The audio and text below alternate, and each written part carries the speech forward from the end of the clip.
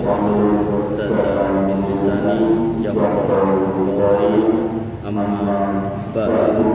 Bapak Ibu yang dirahmati Allah, alhamdulillah kita bisa kumpul lagi di majelis yang dirahmati Allah ini, insyaallah dalam rangkaian majelis ini yang mana Nabi SAW memberikan kabar gembira, mastama'a qaum fi baitin min buyutillah, tidaklah manusia itu mau berkumpul dalam rangka membaca Al-Quran dan mempelajari isinya, maka illa nazalat alaihim sakinah, maka Allah akan berikan ketenangan hidup, wa ghasiyatan rahmah, dan Allah akan curahkan rahmat, wa hafathumul malaikah, dan jenengan akan dijaga oleh para malaikat, wa dzikrullahi fi man indah, dan jenengan akan didoakan oleh para malaikat yang ada di sekitarnya, dan mereka akan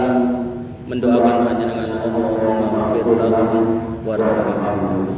Bapak Ibu yang dirahmati Allah Subhanahu wa taala, saya mendapatkan pesan untuk menyampaikan tentang fikih puasa, tentang orang-orang yang mendapatkan keringanan dalam hal tidak berpuasa. Dan sebelum sampai pada poin itu, maka Bapak Ibu yang dirahmati Allah, kita harus paham bahwasanya puasa ini hukumnya adalah wajib, fardu ain, sebagaimana kita sering mendengar ayatnya, ya ayyuhalladzina amanu kutiba alaikumusiyam, wahai orang-orang yang beriman, diwajibkan buat kamu untuk berpuasa. Kemudian Nabi SAW juga bersabda, buniyal islamu ala khamsin, Islam itu ditegakkan, dibangun atas 5 perkara. Ini yang namanya rukun Islam. Yang pertama adalah syahadat, yang kedua adalah sholat, yang ketiga baru puasa. Sehingga nanti dalam kitab-kitab fatwa ditanyakan hukum puasanya orang yang tidak sholat, maka puasanya dari sisi keabsahan sah, tapi tidak berpahala. Sehingga orang yang berpuasa seharusnya seyogyanya nggih sholat. Napa melih kita sehari dikasih hidup 24 jam, kita sholat cuman 5 kali. Niki umpama dipengke 10, niku ketemune nggih cuman 50 menit. Berarti 23 jam 10 menit kita itu tidak sedang sholat. Niki secara umum dengan pertimbangan dengan sholatnya 10 menit. Padahal yang penting sholatnya 2 menit. Yang penting sholatnya 3 menit. Niku mentese di korting sholatnya maghrib toh. Niku klentu nggih. Artinya Bapak Ibu rahmatullah Allah Subhanahu wa taala, seorang muslim setelah bersyahadat wajib sholat nembe poso. Sehingga ketika jenengan melampaui puasa, jenengan wajib sholat.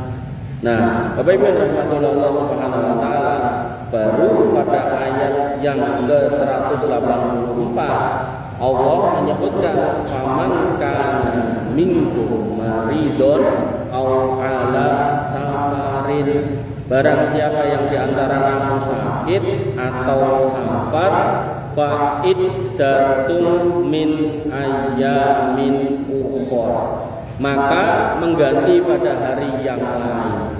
Terus hukum dasarnya ini untuk orang sakit dan orang safar. Kewajibannya adalah qada. Wa 'alal ladzina yutiqunahu fa fidyatu ta'amu miskin. Lah kok sakitnya tidak bisa diharapkan kesembuhannya, tidak bisa mengkodok, maka baru termasuk fidyah. Sehingga ayat 185-nya yuridullahu bikumul yusra wala yuridu bikumul usra. Allah dalam urusan syariat ingin yang mudah dan tidak menginginkan kesusahan. Sehingga Bapak Ibu yang dirahmati oleh Allah, orang pertama dalam fikih puasa yang boleh tidak puasa adalah orang sakit. Tadi faman kana minkum maridun aw ala safarin. Orang sakit dulu. Nah, sakit yang seperti apa? Ada dua.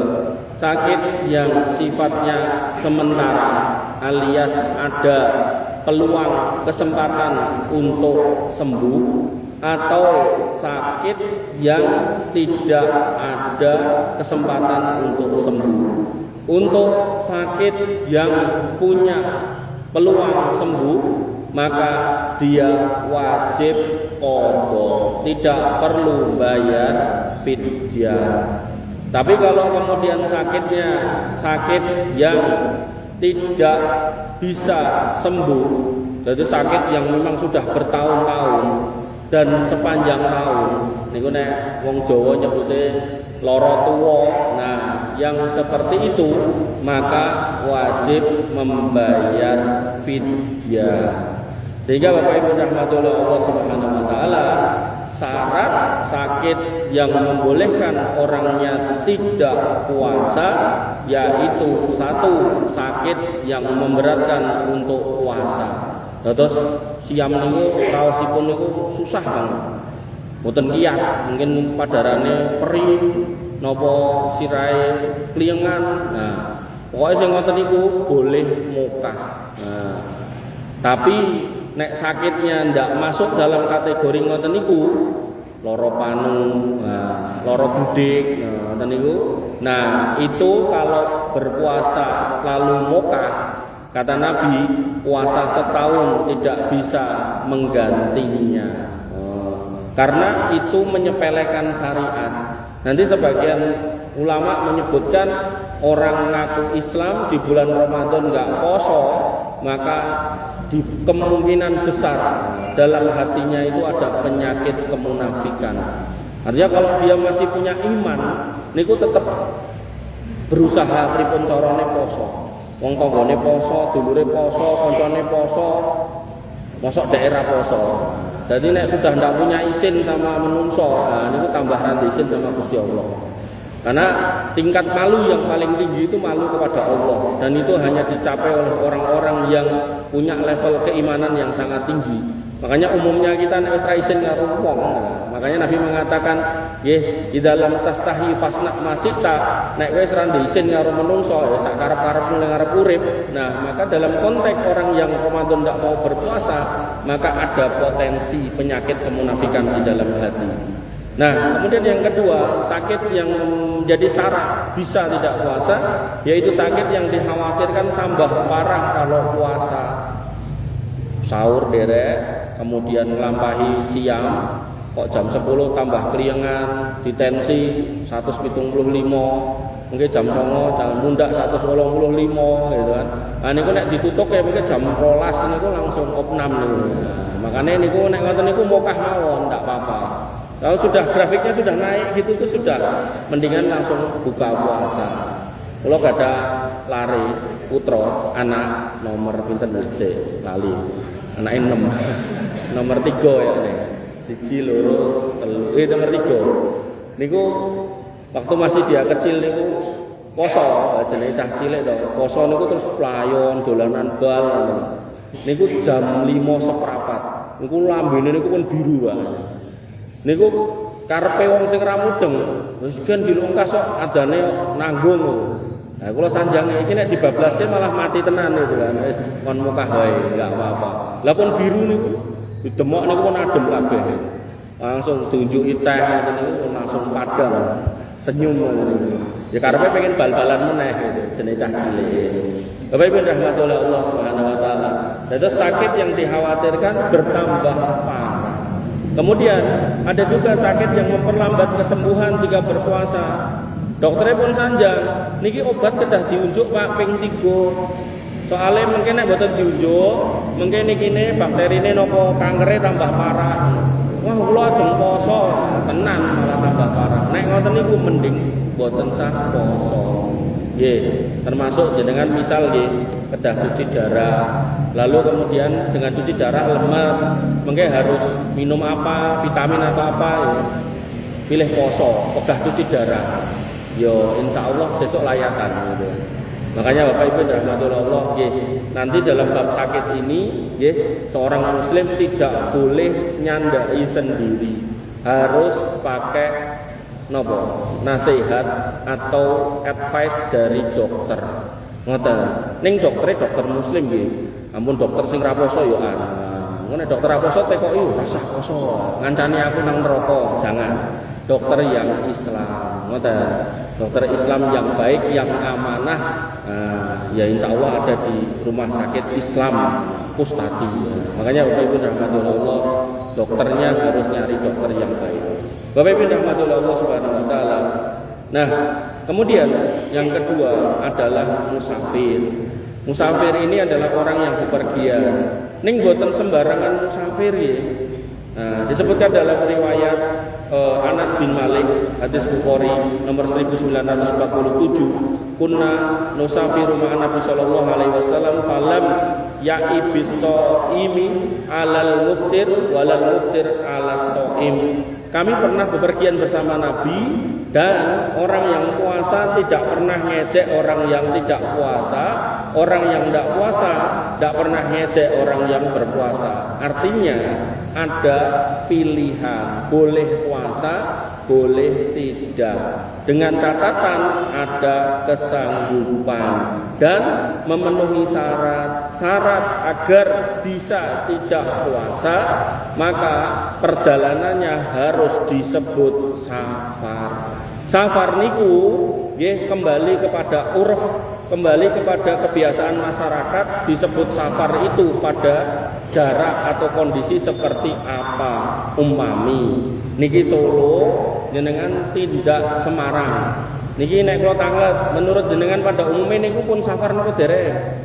Pun Solo Semarang pun safar. Nggih, saiki kula tekoki niki Solo gitu.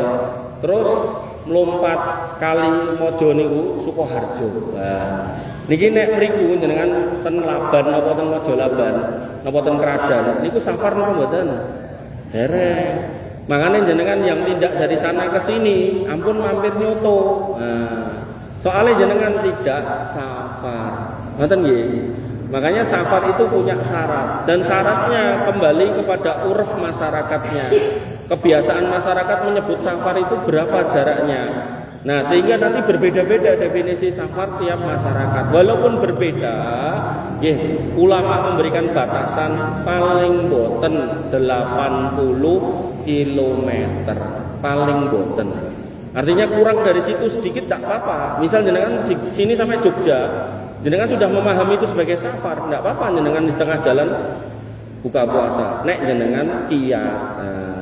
Nek jenengan nggak kiat, maaf, nggak mampu. Tapi nek mampu, aku mampu nyopir tekan Jogja, monggo nggak apa-apa, jenengan lanjut puasa.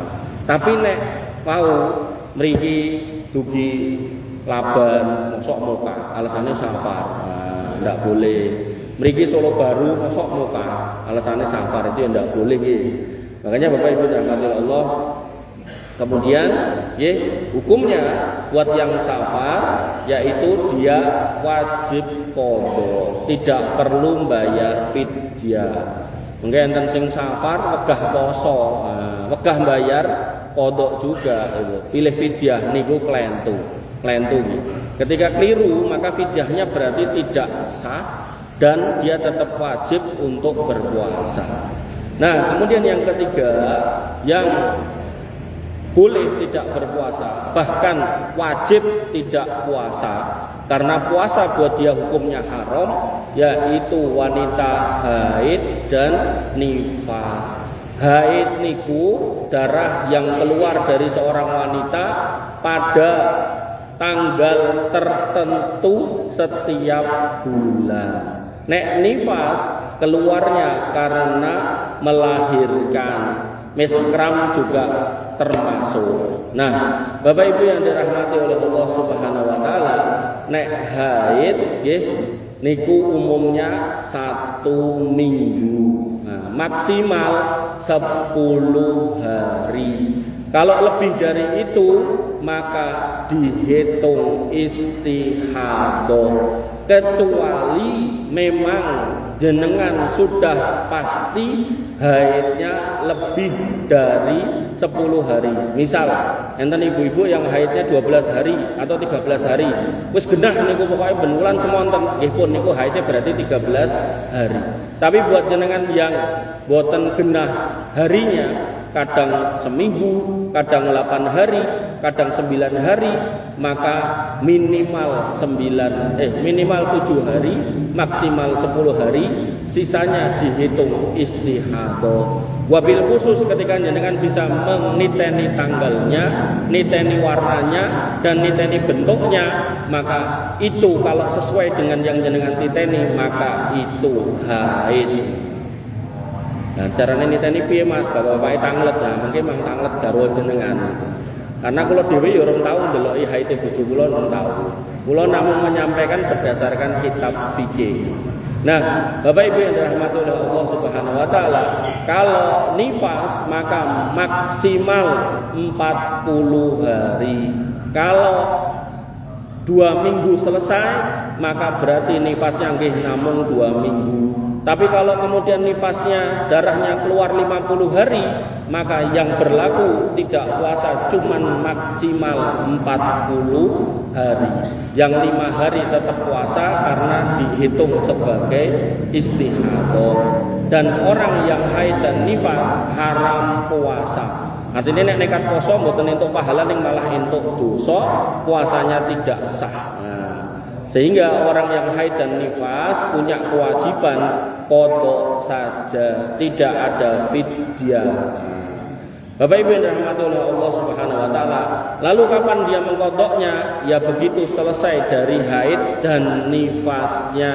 Begitu sudah terhenti darahnya, diperiksa area kemaluannya, tidak ada lagi darah, maka dia wajib mandi. Karena syarat untuk kemudian bisa memulai aktivitas sebagai orang suci adalah setelah mandi besar. Makanya niki nggih fikih buat bapak-bapak, nek garwane pun rampung haid, nggih ampun terus dijang. Ayo, kan wis rampung. Kosek Pak, aku rong adus. Nah, kesane mandi dulu. Begitu sudah mandi baru diajak. Ngoten niku mungkin bojone ya protes. Aku bar adus bojak engko adus meneh gitu. Lah memang ngoten fikih. Makanya ndak boleh kalau dirapel, Bu. Ya wis aku wis rampung ki, yo saiki engko sisa aduse, ndak boleh. Jenengan belum suci ndak boleh diajak hubungan suami istri. Niki ngomongnya di luar Ramadan lho nggih. Nek Ramadan ampun, awan-awan Ramadan jenengan kena kafarah memberi makan 60 orang fakir miskin tambah akeh melih. Nah, Bapak Ibu yang dirahmati oleh Allah Subhanahu wa taala, kemudian yang keempat yang boleh tidak berpuasa yaitu wanita yang hamil. Nabi SAW bersabda, Innallaha wada'a 'alal musafiri nisfas shalah was sauma wa 'anil hubla wal murdi'i. Sesungguhnya Allah meringankan separuh sholat dari musafir. Maksudnya boleh dikosor. Dan terus kosor sholat itu hanya berlaku buat musafir. Dan musafir tadi kembali punya syarat jarak. Jenengan dari sini ke Solo Baru belum musafir, tidak boleh dikosor. Nah, yang boleh adalah dijamak. Umpami nggih, jenengan ada yang dokter dan perawat, terus ajeng operasi. Nggih, operasinya misal mulai jam 11 siang pagi. Nah, kemudian rampungnya mengke nabrak asar jam 4:04 baru selesai. Nah, jenengan kalau dokter atau perawat sekitar sini, enggak jauh dari Solo sini, maka jenengan fikihnya adalah jenengan boleh jamak, enggak boleh kosor. Tapi nek jenengan dokter yang dipanggil dari luar kota, misal jenengan dokter dari Jakarta atau dari Semarang, nah boleh dijamak dan dikosor. Ngoten nggih. Terus jangan sampai pakai rumus sendiri. Awake dhewe kan darurat iki. Wis dijamak kosor sisan. Lah omahmu ngendi? Omahku ngono kuwi lho. Anu gajahan ngono. Lah ndak boleh. Namung mriku ndak boleh. Bapak Ibu yang dirahmati oleh Allah.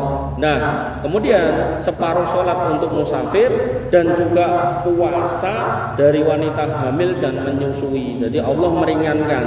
Nah, kapan seorang yang hamil boleh tidak berpuasa? Yang pertama, ketika dia khawatir terhadap kesehatan dirinya. Kalau dia nggak khawatir, dilihat tensinya aman, sehat, gitu kan, maka boleh puasa. Atau dia khawatir pada janinnya. Nek aku sehat, tensiku aman, nek aku khawatir karo anakku, apa meneh iki anak pertama, misal ngoten. Nah, maka boleh dia tidak berpuasa. Nah, atau khawatir pada dua-duanya, ya khawatir pada dirinya dan khawatir pada janinnya. Nek khawatir sama suaminya nggak usah, aku khawatir karo bojoku. Nah, jadi aku tak rasa poso. Gitu. Nah, kemudian yang paling penting semua berdasarkan nasihat saran dari dokter. Terus tidak boleh dicandai piyambak. Nah, orang-orang yang seperti itu, yaitu orang yang hamil tadi, dia wajib qadha tanpa fidyah. Ini pendapat dari Atha bin Abi Rabah, Al-Hasan, Ad-Dhahak, An-Nakhai, Az-Zuhri, Rabi'ah, Al-Auza'i, Abu Hanifah, kemudian Imam Sufyan Ats-Tsauri, Abu Baid, dan kemudian Abu Tsaur dan ulama-ulama Dhahiriyah yang lainnya. Bapak Ibu yang dirahmati oleh Allah Subhanahu wa taala. Nah, walaupun begitu, ada pendapat yang lain, ada yang mengatakan wajib qadha dan fidyah. Ini pendapat Imam Syafi'i, Imam Ahmad dan Mujahid. Ada juga yang berpendapat fidyah saja tanpa qadha. Ini pendapat Ibnu Umar, Ibnu Abbas dan Sa'id bin Jubair. Ada juga pendapat yang keempat, wanita hamil qadha saja tanpa fidyah, wanita menyusui qadha dan fidyah. Ini pendapat Imam Malik. Maka dari semua pendapat itu, kalau ditarjih niku dipilih pendapat yang kuat, maka wanita hamil yang masih mampu mengkodok setelah melahirkan, maka dia sebaiknya mengkodok dan disamakan dengan orang sakit yang bisa sembuh. Nah, kodok sudah ma'ruf dikenal di kalangan para sahabat dan ulama, dan ini pendapat yang sesuai dengan keumuman ayat bahwasanya orang-orang yang tidak mampu berpuasa dia mengkodok. Terus kodok rumiyin niku yang diutamakan. Tapi kalau benar-benar tidak sanggup mengkodok, biasanya kan enten niku bar hamil menyusui, belum selesai hamil lagi, menyusui lagi, hamil lagi, menyusui lagi, hamil lagi, menyusui lagi. Nah, sampai nggak sempet nyaur utang, gitu kan. Nah, di situ bisa dicicil pakai fidyah dulu. Nanti ada pembahasannya. Bapak Ibu yang dirahmati oleh Allah Subhanahu wa taala. Kemudian yang kelima yaitu wanita yang menyusui. Hukumnya sama dengan wanita hamil, boleh berbuka jika khawatir terhadap dirinya dan bayinya. Maka kewajiban yang rajih yaitu dia wajib qadha tanpa fidyah. Berarti kalau sudah selesai menyusui dia qadha. Nah, kapan seorang yang menyusui itu boleh dia tidak berpuasa? Yaitu ketika air susunya ada dalam kondisi berkurang yang sangat banyak ketika dia berpuasa. Nek mboten poso susune bisa 10 liter gitu kan. Nah, pas poso dari 1 liter gitu kan. Niki susu tinggi putrane nggih, mboten nggih bapake nggih. Nah, maka kalau seperti itu, berarti misal 1 liter itu cukup nggih bayine ya pake rasa dihitung gitu. Nek pake dadak dihitung lah kurang akeh nggih. Nah, maka Bapak Ibu dirahmati oleh Allah Subhanahu wa taala, ketika seorang yang menyusui itu air asinya berkurang banyak, maka dia boleh tidak berpuasa karena khawatir nanti anaknya mengalami gangguan, atau mungkin volumenya nggak berkurang tapi kualitasnya berkurang. Nah, misal nek boten poso air asinya warnanya putih susu niku, nah, bareng poso warnanya jadi putih bening kaya aqua. Nek ngoten niku ya harus buka puasa, kasihan bayinya. Bapak Ibu dirahmati oleh Allah, orang berikutnya yang boleh tidak berpuasa yaitu orang tua yang sangat renta, sudah sepuh sekali, pikun bahkan. Nek pikun itu syariat sudah terangkat ya. Tapi niki orang yang tidak pikun masih bisa diajak ngobrol, masih beraktivitas, terlepas dari bisa jalan atau enggak, tapi dia benar-benar sudah tidak sanggup berpuasa. Nah, orang yang seperti itu maka dia tidak wajib lagi berpuasa. Dalilnya Quran surat Al-Baqarah 184 tadi, wa 'alal ladzina yutiqunahu fidyatun ta'amu miskin. Dan bagi orang yang berat menjalankannya, jika mereka puasa maka dia bayar fidyah. Maka berlaku hukum buat orang tua yang sangat sepuh, dia bayar fidyah, tidak perlu qada. Terus jenengan ampun ngengken poso piye kan sepuh. Wis pokoke kudu poso, Mbah. Lah aku ora banget weteng, ora apa-apa poso, engko nek mati malah mati syahid. Alah, iki padine pengen bapake mboke ndang mati. Nggak boleh nggih. Jadi kalau memang nggak mampu nggih jangan dipaksakan nggih. Dan benar-benar sudah jenengan juga sudah lihat misal dia puasa, beliau puasa, ngapunten kok malah buang airnya berdarah, ngoten niku kan sudah pol, sudah ndak bisa nih. Nah, ndak boleh dipaksakan nggih. Maka wajib bayar fidyah. Nah, fidyahnya berapa? 1 mud. 1 mud niku pinten? Sekitar 0,6 kg atau 3/4 liter beras atau makanan pokok yang jenengan dahar. Atau bisa diganti dengan memberikan makan 1 orang miskin dengan makanan yang cukup untuk sehari. Dados misal nggih, jenengan enten tanggi wong ra duwe ngoten. Dikeki beras moh, dadak ngliwet to. Ya wis tak tukokke matengan. Ping pira? Ping 3. Berarti pagi, siang, sore dibelikan gitu kan. Nah, nanti 1 orang itu menggantikan 1 hari puasa. Berarti kalau kemudian 30 hari, ya 30 orang. Bisa dikelompokkan bareng orangnya atau 1 orang itu dikasih 30 kali boleh. Nah, Bapak Ibu yang dirahmati oleh Allah Subhanahu wa taala. Nah, kemudian bab berikutnya yaitu orang-orang yang sudah tidak berpuasa lalu bertobat. Kayak tadi memang dia punya halangan, sakit, nifas, haid gitu toh. Nek niki wong sing jane ra duwe halangan tapi wegah poso pada zamannya. Ning tobat, biyen nakal, nggih, ra poso terus tobat. Ngoten nggih.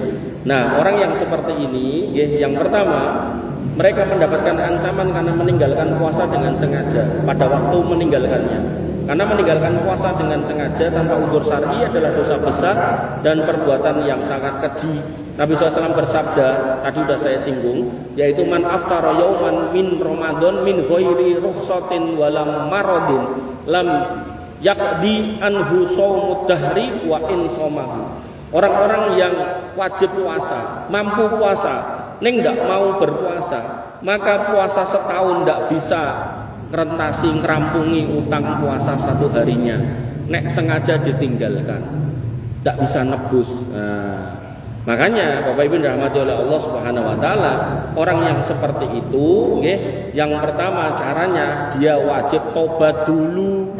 Wajib ngaku dumateng Gusti Allah, ya Allah, kula nom-noman kula ndek biyen niku ndablek, boten kersa salat, boten kersa poso. Kanca kula ngunjuk toya petak, kula malah ngombe banyu gendeng. Ngoten niku, tobat riyin. Begitu sudah tobat, Bapak Ibu yang dirahmati oleh Allah Subhanahu wa taala, nggih, cara tobat niku menyesal, meninggalkan perbuatannya. Dados boten ninggalke ning mergo ora ndedit. Kok ora mendem neh Mas. Lah rene sing nukokke, nek tak tukoke gelem, sak jrigen wae tak entekke. Nah, niku mboten tobat nek ngoten niku nggih.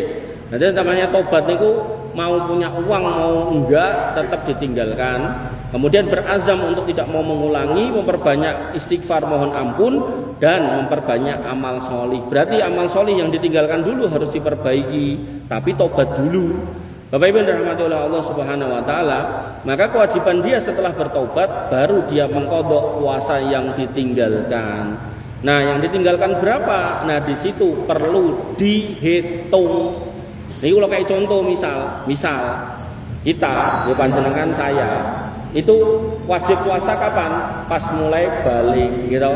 Baliknya lagi-lagi ketika ihtilam. Ihtilam niku mimpi basah. Terus ngimpi kecemplung sumur ngoten niku, ngimpi kecemplung lubang. Tangi-tangi katoke teles ngoten niku lho. Nah, kok emang cadake dhewe lah. Nek niku laki-laki, nek perempuan yaitu mulai haid. Nah, biasane niku SD kelas 6 atau SMP awal-awal gitu. Nah, biasane bocah-bocah SD SMP niku sok-sok. Keng omah pamite poso ning dalan muka. Ayo sinten sing ngoten niku mangacung. Lah nek enten ngoten niku dari jenengan di sini aja. Jenengan harus mengevaluasi. Aku mbiyen ling ngapusi bapakku mbok ora poso ning ngomong poso kuwi ping pira. Nah niku diitung, Pak. Itu utang. Nah, harus dilunasi sakniki. Mumpung masih dikasih hidup. Soalnya sak mangke niku ditagih dan utang kepada Allah lebih utama untuk dibayar daripada utang kepada manusia. Loh berarti utangku ning tangga ora tak bayar. Yo tetep dibayar. Ning maksud kula harus diusahakan ngoten lho utang kepada Allah. Karena Allah nggak akan lupa dengan hitungan iku. Nggih, niki banyak kula sok ketemu niku cah nom-nom niku SMA, SMK ngoten niku. Mie ayam sing grobakan niku lho, disuruh niku. Kadang dicegat kok. Mojok dhek karo kancane wong 5, wong 6 ngoten niku, nyegat mie ayam siji niku. Nek delok muka-mukane nggih kados jenengan ngeten iki kayak saya ini orang Jawa. Nek rupa-rupa Cina ngoten kula jek rada iki paning wong non muslim ngoten. Nah nek rupane kaya awake dhewe nggih wong Islam iki. Tapi nggih niku lho, dikhawatirkan niku wau. Pamite karo mboke poso ning mboten poso. Nah, nek ada di antara kita yang seperti itu, Mang Eto, dulu pernah nglakoni ngoten niku berapa? Dibayar. Makanya Bapak Ibu yang dirahmati oleh Allah Subhanahu wa taala, Allah berpesan, "Wal tangdur nafsu ma qaddamat lighad." Hendaklah setiap kita itu memeriksa apa yang menjadi bekal kita besok. Itu bukan cuma nambahi ibadah tok, tapi juga menghitung lagi apakah kita punya PR, punya utang-utang yang harus dibayar, itu harus dibayar. Jangan sampai kemudian kita sudah dikasih kesempatan untuk melunasi, enggak kita lunasi lah nanti kita meninggal malah ditagih, bingung. Makin dibayar anakku, lah nek jenengan meling, nek mboten meling, enggak tahu putra jenengan. Makanya Bapak Ibu dirahmati oleh Allah Subhanahu wa taala, maka perlu diperkirakan. Nah, perkiraannya pripun? Sebulan puasa niku kan ada 30 hari. Nah, maka misal jenengan kira-kira 1 bulan niku jenengan mukah ping gangsal enten mboten ketok enek 5 kesithikin Mas nggih 10 kokean wis 7 nek jenengan yakin 7 nggih 7 ping pinten nah ping pira Mas yo lah jenengan SMP ping pinten berarti ping 3 to berarti 7 ping 3 selikur SMA barangkali 7 juga kali 3 21 sama 21 42 ya 42 niku mang bayar umpami niku nek per Ramadan jenengan mukah 7 hari. Nek misal mukahnya 3 hari nggih kali 3 kali pinten niku kali 6 18 hari. Monggo jangan sampai kemudian nanti ditagih oleh Allah Subhanahu wa taala. Bapak Ibu dirahmati oleh Allah Subhanahu wa taala, nggih, maka wajib mengqodoknya dan disunahkan juga untuk memperbanyak amal solih karena sudah melakukan perbuatan dosa yang besar. Bapak Ibu dirahmati oleh Allah Subhanahu wa taala. Kemudian orang berikutnya yang kemudian berpuasa, kemudian dia meninggal, dan dalam proses meninggal itu ternyata beliau meninggalkan hutang puasa. Terus orang tua kita, beliau puasa, ning pada satu ketika, beliau tidak bisa puasa karena sakit, atau mungkin karena ada hamil melahirkan dan seterusnya. Ternyata waktu menyusui beliau meninggal. Maka orang-orang yang seperti itu Bapak Ibu dirahmati oleh Allah disampaikan oleh Nabi SAW, man mata wa alaihi siyamun soma anhu waliyuhu. Siapa yang punya kewajiban puasa kok kemudian meninggal, maka itu menjadi tanggungan walinya, ahli warisnya. Sehingga jenengan Bu yang tadi saya bilang hamil melahirkan menyusui, hamil melahirkan menyusui, niku mang serat, mang tulis saya ndak puasa sekian hari, misal tulisannya 250 hari misal ngoten. Nah, mengke mang cicil ngangge poso Senin Kemis. Ning niate mboten Senin Kemis, posone pas Senin kali Kemis. Tinggi nyicil niku. Mengke pas ayamul bid nggih poso tinggi niat nyicil niku. Nah, mengke tahunan niku mang kurangi. Oh, kurangi 150, masih 100 lagi. Oh, kurang 30, masih sekian lagi. Sehingga nanti kalau jenengan meninggal, nggih ahli waris jenengan ngertos. Oh, ternyata saya masih punya utang puasa, ibu saya masih punya utang puasa 60 hari. Nah, delalah putrane kata 15 ya toh. 60 ping 15 wong siji kumanan 4 hari. Ngoten niku nek putranya soleh solihah. Tapi nek anake gak soleh, wis akeh gak soleh gitu. Wah, mbokku ndek utang poso wis ben disaur ning akhirat. Nah, niku anak-anak yang jelek gitu ngoten niku. Makanya Bapak Ibu dirahmati oleh Allah Subhanahu wa taala, orang yang meninggal masih punya utang puasa dibayar atau wajib ditunaikan oleh ahli warisnya. Niku kesimpulannya. Nah, kemudian orang berikutnya terkait dengan fikih ini yaitu nggih materane kuatah lah, kula cepak ya.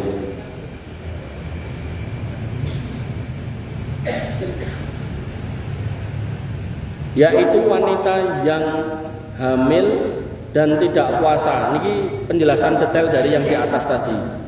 Nah, ketika dia dalam kondisi yang sehat dan kuat, maka dia wajib qadha. Ketika dia khawatir terhadap dirinya, maka dia juga wajib qadha. Ketika dia khawatir pada janinnya, dia juga wajib qadha. Kemudian hamil karena khawatir pada dirinya dan janinnya juga wajib qadha. Nah, syaratnya ketika hamil merasa lemas, tidak kuat, pusing dan mual, tekanan darah meninggi atau merendah, gula darah tidak stabil, ada riwayat keguguran. Nah, terus misal jenengan pernah pada tahun sebelumnya keguguran, putra setunggal mendereng enten, nah, khawatir niki mengke kok nggih ngoten, maka jenengan boleh ndak puasa. Kemudian janin melemah dan pertumbuhannya lamban, usia kehamilan yang masih muda sehingga kondisinya lemah, atau ke usia kehamilan tua dengan kondisi yang berat. Niki intinya ya semua berdasarkan saran dokter, maka dalam kondisi seperti itu seorang yang hamil boleh tidak berpuasa. Bapak Ibu yang dirahmati oleh Allah Subhanahu wa taala. Kemudian orang berikutnya adalah orang yang masuk Islam. Nah, orang yang masuk Islam prinsipnya disebutkan ya dalam sebuah prinsip yaitu al-islamu yajubu ma qablahu. Islamnya seseorang itu menghapus apa yang sebelumnya dia lakukan. Sehingga semua perbuatan dosanya di masa lalu terhapus. Sehingga apa yang pernah tidak dijalankan di masa lalu itu tidak punya kewajiban membayar, dengan catatan memang dia awalnya non muslim. Tapi kalau kemudian dia murtad, nanti ada babnya, saya sudah siapkan.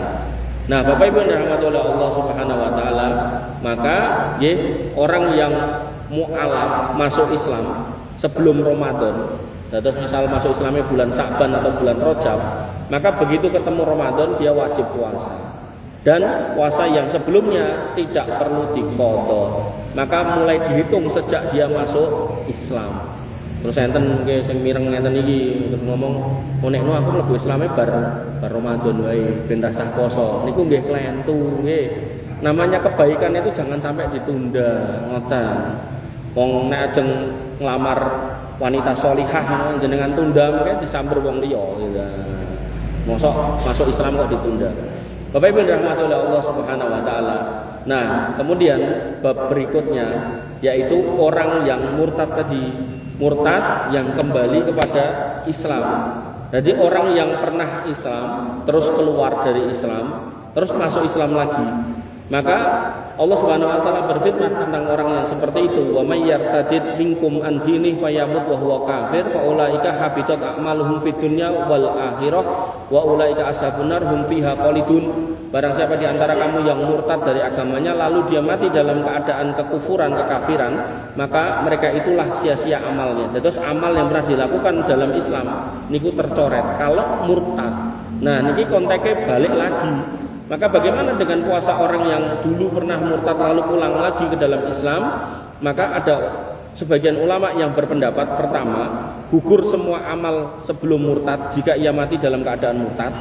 Kemudian ketika kembali, maka amalnya kembali sebelumnya jika ia bertobat dan kembali ke dalam Islam. Dan terus ketika dia misal ngapunten ya, mboten kula contohke wonge lah. Misal ada si A sak niki poso, terus besok murtad. Kemudian masuk Islam lagi tahun depan gitu kan, poso lagi, maka puasanya yang sekarang tidak terhapus pahalanya, tidak gugur. Yang gugur itu kalau kemudian murtad terus sampai kemudian meninggal di atas keyakinan yang lain. Maka Bapak Ibu dirahmati oleh Allah Subhanahu wa taala, puasa orang yang dilakukan sebelum murtad itu tetap sah jika ia kembali ke dalam Islam dan tidak perlu mengkodok puasa yang sudah dilakukan sebelum murtad. Itu sebelum murtad itu dia tidak dihitung ngutang ngoten lho, tetap lunas gitu. Nah, tapi pas murtad, delalah misal murtadnya pas Ramadan, maka niku dihitung utang. Sakmangke ketika dia masuk Islam ya tetap harus bayar. Walaupun pas Ramadan niku dia dalam kondisi murtad. Niki nek kula contohke, ada seorang yang puasa di tahun 2023 yang lalu, 30 hari. 2024 dia murtad. Nah, kemudian 2024 dia masuk Islam lagi. Maka setelah itu dia bertobat, maka kewajiban dia yang 2023 itu tetap sah, tidak perlu diulang. Kemudian di 2024 30 hari dia tinggalkan, dia wajib bertobat dan dia harus mengkodoknya di 2025. Nah 2025 dia harus kodok, jadi dia harus puasa 30 hari ditambah 30 hari setelahnya. Nah Bapak Ibu rahmatullah Allah, dan agama ini bukan agama main-main gitu, sehingga seorang tidak boleh kemudian masuk keluar tidak boleh. Jadi apa yang dia sudah pilih ya seharusnya dia terus istiqomah di dalamnya. Kemudian berikutnya adalah para pekerja. Ada orang-orang yang bekerja dengan berat dan sopir-sopir kendaraan umum. Maka orang-orang seperti ini prinsip dasarnya pekerja yang berat bukan udzur yang membolehkan untuk berbuka secara mutlak. Artinya kalau misal dia sanggup, maka dia sebaiknya puasa. Nah, tapi kalau kemudian dia tidak sanggup, bener-bener pas nyopir niku kliyengan misal, atau pas macul niku priyengan gitu. Bapak kula niku ten Sabin macul ya tetep poso gitu kan. Nah, ning nggih macule mung sedelo, jam 7 nganti jam 8 baru mulai. Nah, maka kalau masih sanggup ya dia wajib puasa. Tapi kalau sudah tidak sanggup, maka dia boleh untuk tidak berpuasa. Dalilnya Quran surat An-Nisa ayat 29, wala taqtulu anfusakum innallaha kana bikum rahima, dan janganlah kamu membunuh dirimu sendiri, sesungguhnya Allah Maha Penyayang kepadamu. Sehingga kondisi pekerja yang boleh tidak berpuasa yaitu jika pekerjaannya berat, tapi dia wajib berpuasa jika dia masih sanggup untuk berpuasa. Terus jenengan ketika kerja ten mriki, jelas niki ruangannya ber-AC ya. Kemudian jenengan juga baik-baik aja ya, maka wajib puasa. Jangan kemudian wah aku kan sip awan iki ketesok nganti sore atau nanti awan terus nangani pasien sak pirang-pirang ini. Nah, tapi kalau memang masih sanggup, tapi kalau tidak sanggup nggih monggo. Artinya kok kemudian nanti jam 2 kliyengan terus ten rencange tolong ditensi, ternyata tensinya 189 gitu. Nah, niku ajeng mokah monggo. Berarti kan masuk dalam kondisi bukan pekerja berat tapi masuk dalam kondisi sakit tadi yang berbahaya. Maka Bapak Ibu rahmatullah Allah Subhanahu wa taala, orang-orang yang bekerja berat dan tidak berpuasa wajib qadha boten bayar fidyah. Mengken tentu kang bangunan ngeles. Lah aku nek qadha iki le ngodok kapan Mas? Wong aku ki kerja ra leren, napa nggih ra leren. Ora ngandel. Halah. Ora ngandel kula. Nek minggu lak ya prei to, Pak. Ya prei, tapi kan tak nggo mancing. Lah niku masalahe. Nggih, artinya ngeten, ketika jenengan nggih 30 hari Ramadan, kemudian ndak puasa, berkurang ndak puasa di Senin sampai Sabtu, berarti 6 hari toh. 6 hari dikalikan 4, misal 24. Nah, 24 niki mang sahur sepanjang tahun. Panjang tahunnya ten pundi ten Ahad niku wau. Ahad niku jenengan di kedah poso. Berarti ketemune mung 12, Mas. Nggih napa nggih terus-terusan jenengan napa kerja mboten prei, mesti kan tanggal abang ya tetep prei to. Nah, pas prei nggih poso. Lah nek ngono aku ya ora iso mancing, Mas, lah mancing meneh gitu kan. Dirampungi ling poso rek niki lho, utange niki lho. Nggih. Terus pekerja berat ndak boleh bayar fidyah, ndak boleh. Senajan jenengan sanggup bayar nggih tetep harus berpuasa. Bapak Ibu yang dirahmati oleh Allah Subhanahu wa taala. Kemudian berikutnya yang bisa tidak berpuasa, tapi kalau mampu dia tetap wajib berpuasa, yaitu supir kendaraan. Nah, di situ ada yang supir bus, supir truk dan seterusnya. Maka kalau memang dia dalam jangkauan fisiknya mampu, maka dia tetap wajib puasa. Nah, dia wajibnya qadha boten bayar fidyah. Kula bola-bali ningali supir dalam kota niku mau ngeterke napa? Bahan bangunan niku lho. Pasir, botol, mungkin dari toko bangunan ten Solo, pindah ten Sukoharjo atau mungkin Sukoharjo ten Solo, niku pilih raposo karo ngerokok. Padune mung pengen ngerokok niku wau. Nah, maka ndak boleh nggih. Nah, seorang muslim harus kemudian benar-benar menjalankan syariat Allah. Tapi nek memang sopirnya jauh, trayeknya jauh, kemudian capek, ndak sanggup. Nah, dalam kondisi seperti itu ndak puasa ndak apa-apa. Tapi nggih, ketika libur wajib membayar puasanya dan tetap wajib untuk diprogram, harus diselesaikan. Tidak boleh kemudian dengan alasan itu tak bayar fidyah wae, tidak boleh. Tetap harus mengqadhanya. Bapak Ibu yang dirahmati oleh Allah Subhanahu wa taala. Nah, sehingga solusi buat para pekerja berat dan para sopir tadi, dia harus mengatur jam kerjanya. Tak niki nek misal Misal nek tiap hari dia nyopir siang. Nggih sekali-kali usul ten pimpinane, aku tak ganti nyopir malam. Ngoten. Jangan kemudian nyopir siang terus. Khususnya sopir-sopir sing malam niku lho, sopir kendaraan umum niku lho. Nah, nggih bis wonten niku kereta, wonten niku to, sopir helikopter wonten niku. Niku usul, aku tak nyopire bengi-bengi wae gitu kan. Nah, dadi pilot, aku tak pilot malam aja. Wonten gantian gitu. Nah, maka Bapak Ibu dirahmati oleh Allah Subhanahu wa taala. Nek niku nggih mboten saged, nek ada hak cuti ya, izinlah cuti. Ya. Cuti ya, disaurlah puasanya di situ. Atau kemudian bisa juga meminta keringanan jam kerja. Oh, aku tak kerjane jangan 8 jam, mungkin cuma 6 jam biar saya bisa puasa. Nah, hal-hal seperti ini perlu didiskusikan. Bapak Ibu yang dirahmati oleh Allah Subhanahu wa taala. Kemudian yang ke-10 yaitu tentara yang menjaga perbatasan. Nah, tentara, polisi yang memang dia punya kepentingan untuk menjaga stabilitas negeri, maka kalau memang dalam bertugas itu dalam kondisi melelahkan, misal memburu OPM, kan harus ngejar toh niku, harus keluar masuk hutan. Nah, dalam kondisi seperti itu, maka seorang polisi atau tentara boleh tidak berpuasa. Kewajibannya adalah qadha. Tapi nek tentara namung ten kantor, gitu, mboten napa-napa, ning kantor nunggu standby, ya tetap harus puasa. Lah tapi kan aku ditugaske Mas, asalku saka Solo dikirim ning Papua. Lah pas ten Papua jenengan ten pundi? Nah, ning Papua aku ning pos penjagaan. Ten pos niku jenengan ngadep kalih ingak-inguk tok apa nggih muter bengi napa hutan yo ning pos tok ingak-inguk ngekeri musuh. Nek ngoten niku nggih kalih poso kan saged. Nggih. Makanya Bapak Ibu dirahmati oleh Allah Subhanahu wa taala, ada keringanan ning jangan digampangkan, ada kemudahan ning jangan dimudah-mudahkan.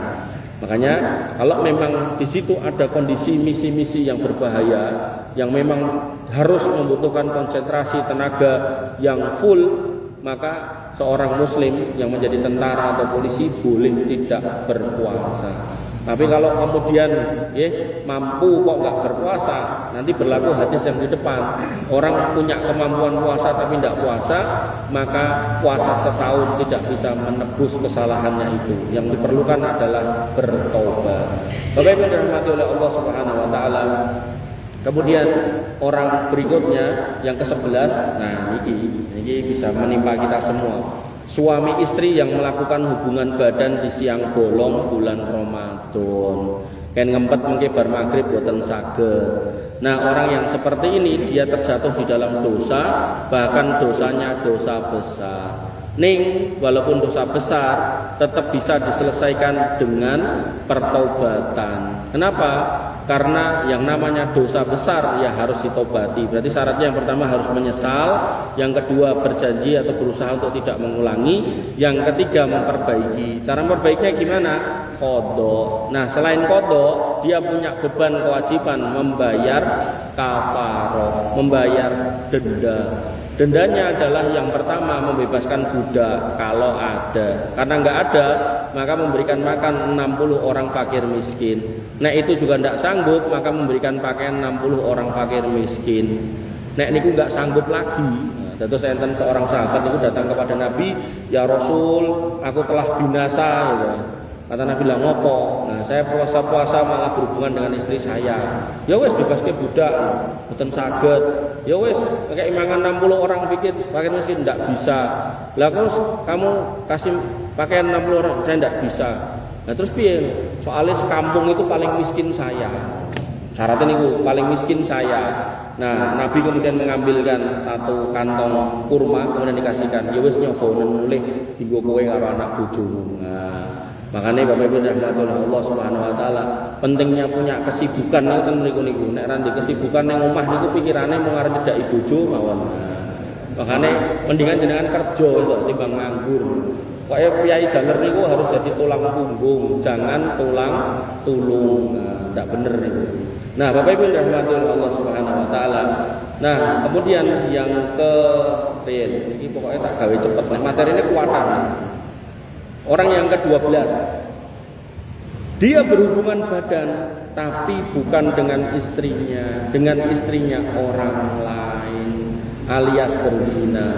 Maka dia sudah haram kemudian berdosa besar karena zina. Nah, maka dia wajib melakukan pertobatan nasuha, kemudian wajib mengqadha dan kemudian wajib menempuh pertobatan dosanya zina. Nah, delalah kena Indonesia mboten diterapkan hukumnya, nggih, maka tobatnya langsung kepada Allah. Tapi nek di negeri yang menerapkan syariat Islam, nggih niku nanti hukumnya dirajam. Nek sudah menikah, nek belum menikah dicambuk 100 kali. Makanya Bapak Ibu dirahmati oleh Allah Subhanahu wa taala, nggih niki Ramadan niku setan dibelenggu, tapi walaupun setan dibelenggu masih banyak orang yang berbuat maksiat. Soalnya nopo? Soalnya dia di bulan-bulan biasa menjadi hambanya syaitan, sehingga pas Ramadan setannya dibelenggu, dia sendiri menjadi syaitan minal jinnati wan nas, setan dari kalangan manusia. Nek mboten ngandel, nggih, niki mboten ngajari ding. Kula niku sosok ngisi kajian ten Gilingan. Niku Ramadan niku sing mangkal ten niku ya ora leren iki. Enten nih. Nah, kula lewat mriku nganggo klambi ngeten iki lho wis putih, nganggo motor ya disingsoti. Nah, barangkali ustaze hilap ngono mandek ngono ya. Untunge ra nggodit. Gowo ya moh dosa. Nggih. Pramila nggih Bapak Ibu rahmati oleh Allah, jangan sampai jenengan masuk dalam wilayah perzinahan karena itu akan merusak nasab. Nggih, merusak nasab. Karena semua anak yang lahir dari perzinahan itu tidak bisa dinasabkan kepada yang menzinai otomatis. Para ini pun apa?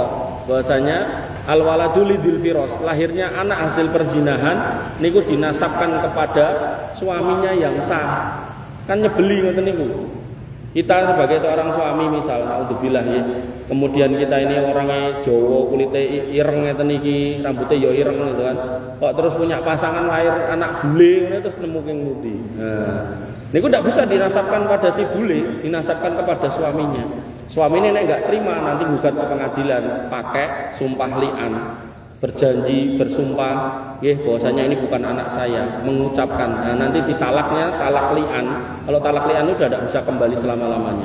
Makanya Bapak Ibu rahmati Allah, niki nek diceritakan panjang, niki sudah jam 6.48. Kalau diweling jam 7:50 selesai.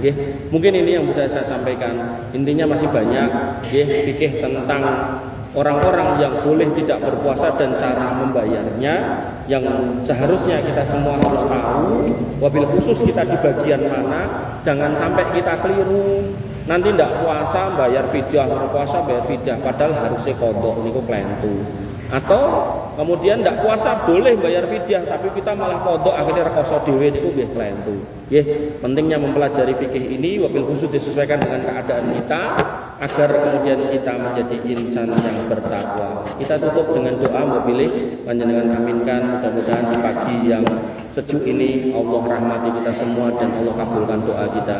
Bismillahirrahmanirrahim. Alhamdulillahirabbil alamin, hamdan syakirin, hamdan naimin, hamdan yuafi ni'amahu wa yukafi mazidah. Ya Rabbana lakal hamdu kama yanbaghi li jalalika wa azimi sultanik. Rabbana lakal hamdu anta nurus samawati wal ardi wa man fihinna wa lakal hamdu la ilaha illa anta subhanaka inna kunna minadh dhalimin wa illam taghfir lana wa tarhamna lanakunanna minal khasirin. Allahumma ighfir lil muslimina wal muslimat wal mu'minina wal mu'minat al ahya'i minhum wal amwat innaka sami'un qaribun mujibud da'wat wa ya qadiyal hajat. Rabbana zalamna anfusana wa illam taghfir lana wa tarhamna lanakunanna minal khasirin. Rabbana ighfir lana dzunubana wa liwalidina warhamhum kama rabbana shighara. Allahumma ighfir lahum warhamhum wa'afi wa wa'fu wa rusulahum wa wasi'hum wa wasi'hum bil ma'i wa salji wal barad. Allahumma taqabbal minna siyamana wa qiyamana wa ruku'ana wa sujudana wa taqassana wa tadarruana la ilaha illa anta subhanaka inna kunna minadh dhalimin wa illam taghfir lana wa tarhamna lanakunanna minal khasirin. Rabbana atina fid dunya hasanah wa fil akhirati hasanah wa qina adzabannar wa qina adzabannar wa qina adzabannar. Wa akhiru da'wana alhamdulillahi rabbil alamin wa sallallahu ala nabiyyina Muhammadin wa ala alihi wa sahbihi wasallam ajmain warhamna ma'hum bi rahmatika ya arhamar rahimin. Amin amin ya rabbal alamin. Kurang lebihnya saya mohon maaf. Allahu minkum subhanakallahumma wa bihamdika